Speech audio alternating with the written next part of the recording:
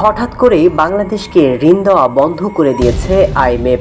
বাংলাদেশের অর্থনীতি যখন থমকে যেতে বসেছে, তখন ঋণের এই পরবর্তী টাকা না পাওয়ায় বাংলাদেশ সরকার যেন চোখে সরষা ফুল দেখতে শুরু করেছে।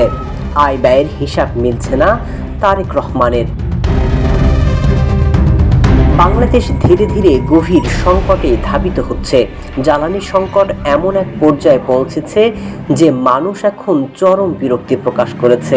এরই মধ্যে বিদ্যুৎ সংকট, বাজারে দ্রব্যমূল্যের দামের ঊর্ধ্বগতি।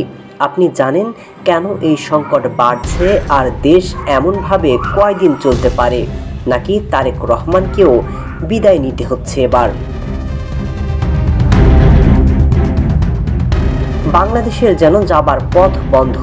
প্রতিবেশী ভারত যে বড় সহায়তার হাত বাড়িয়ে দিত, তা অনেকটাই গুটিয়ে নিয়েছে।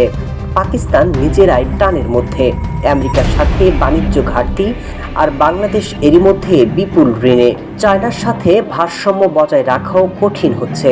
তাহলে বাংলাদেশ যাবে কোথায়? এ যেন বিপদের মধ্যে বিপদ। দেশের পরিস্থিতি এরই মধ্যে দৃশ্যমান। তেল নিতে তেলেসমাতি, কোথাও মিলছে না তেল। পাম্পে লাইন দিতে মৃত্যু হচ্ছে মানুষের। বিদ্যুতের হাহাকার। এরই মধ্যে বাংলাদেশের স্বাস্থ্য খাতের বেহাল দশা। সত্যি কি বাংলাদেশে বড় দুর্ভিক্ষের পথে এগুচ্ছে?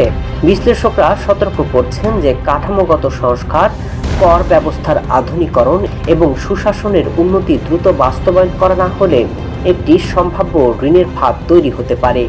দেউলিয়া হতে পারে বাংলাদেশের অর্থনীতি।